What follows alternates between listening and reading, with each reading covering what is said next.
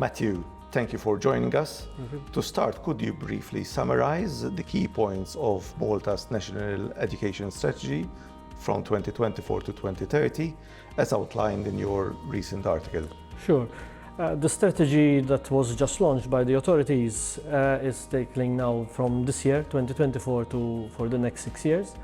It's encompassing all the educational system in Malta. It's the National Education Strategy and focuses on 3 main pillars. So you have the first pillar, which is about the well-being of students, but also more interestingly that there's a mention for the first time, I think, reference to educators, well-being of educators, and the handling of the different dynamics within the schools and the education system.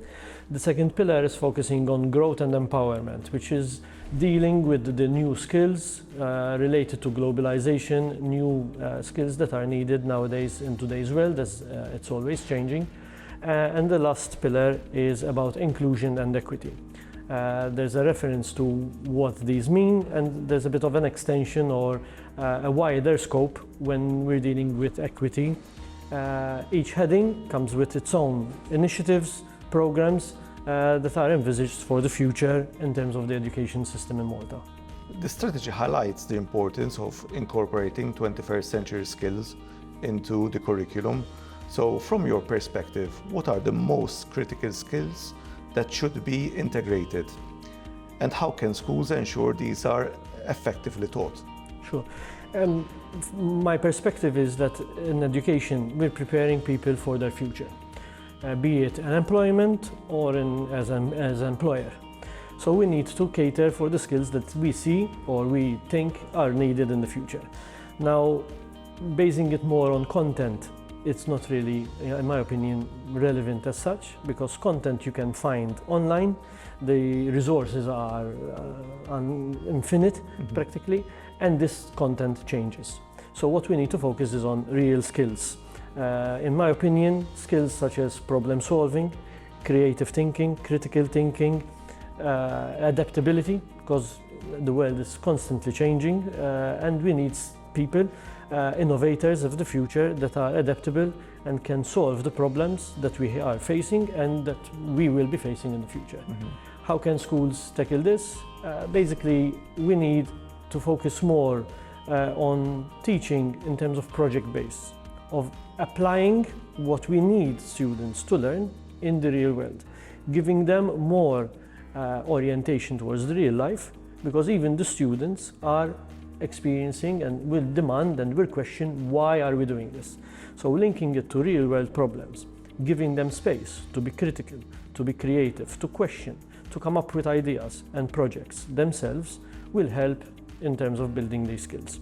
So we need to apply what we experience in real life when we grow up, when we're working. So elements of teamwork, element of communication, elements of presentation, element dealing with issues.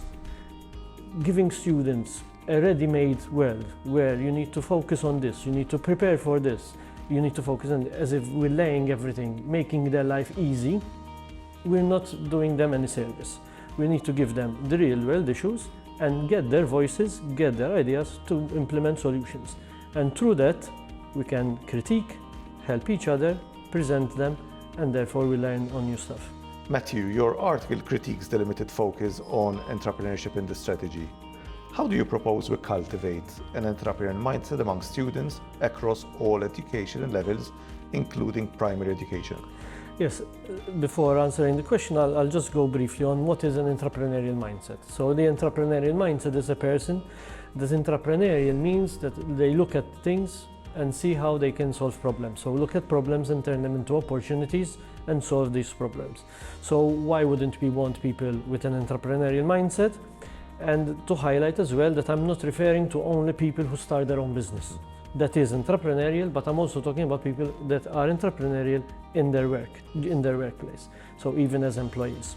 So I believe this needs to be taught at all levels. And in fact, the strategy, to be fair, says that entrepreneurship should be promoted at all levels, but then only links it with tertiary education institutions. So I believe we need to start early. At a younger age, we need to introduce the concepts and knowledge of creativity, of curiosity, of how people and where things work, and how things can be done differently, and introducing some basic business concepts. At an older age, let's say a teenage, we need to start introducing mini projects where they start transacting, where they start interacting with potential customers. It could be a small school fair, a school project. At a young, older age, let's say 16, 18, we need to start giving them real-life businesses where they form businesses themselves and actually transact out there in the public. Later on, at tertiary level, we need to focus more on also incubating those ideas to get them out in the real world.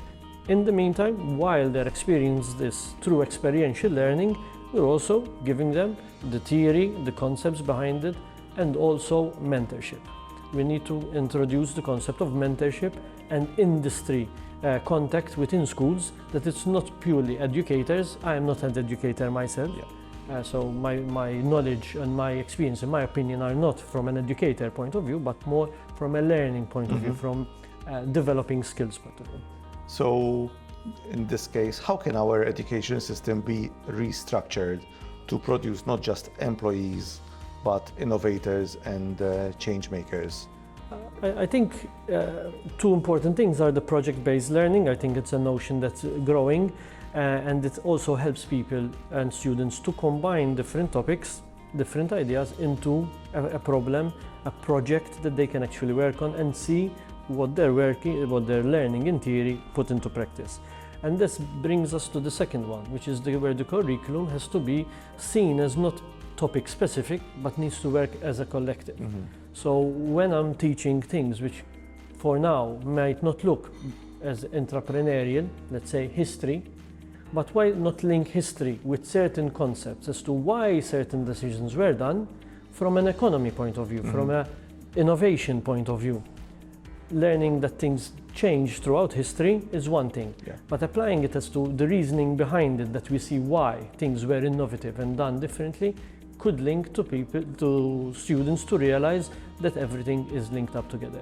So that curriculum is seen as it's a whole thing that needs to be developed and delivered at the same time, will help education bring theory closer to reality.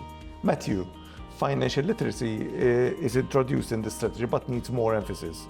Why do you think financial literacy is so critical for students, and how should it be integrated into the curriculum? So when we talk about financial literacy, we're not talking about accounts or bookkeeping. It's money management, personal money management, and how you deal and your relationship with money. So this for me is critical, because we need people who can handle money. Money is inevitable in the world, but we need to make money not as being the be-all and end-all and this crave for money, but managing money better. This has the benefit individually. You live comfortably, better, less stress, less anxiety, but also as an economy. Having knowledgeable people on how the industry, how economy should work and should move forward, helps policymakers in moving the strategy forward to have a sustainable, comfortable life from a money perspective. So that is why. Now, how can this be done? There are various levels, again at different ages, where you introduce concepts, even through play mode, through simulations, through games, that develop skills as you go along, how people can manage and relate to money, dealing with concepts of budgeting, investing, savings, even a simple concept of a difference between a need and a want, gets people to think more in the long term of how they can manage their money and invest in it. This helps us again with pension planning, for example, with finding resources for your projects, in a household as well as in business. So we do have the strategy, but what's next? What do we do with the strategy? Okay, so the strategy is 24 to 30, so we really need to get moving. And how do you move a strategy into real life? Work plan is to have action plans, to have deadlines, deliverables, and responsibilities. I think the industry and education, a lot of people say it, the educators say it, went through a series of reforms, of strategies and plans, and now these need consolidation and actual deliverables. And you get that through assigning responsibilities, identifying there are a huge number of initiatives and programs that need to be done within the strategy. So how is this going to be managed? What comes first? What is as a result of others? And that plan needs to be drafted out, communicated, so everyone is accountable for that. Education is not something of mine or yours. It's something that the economy needs, that the country needs, because education is the basis of everything. So everyone needs to be accountable for their actions, but for people to be accountable, they need to know what responsibilities they're expected to deliver. Super. Matthew, thank you for accepting our invite. Thank you for having me. It was a real pleasure.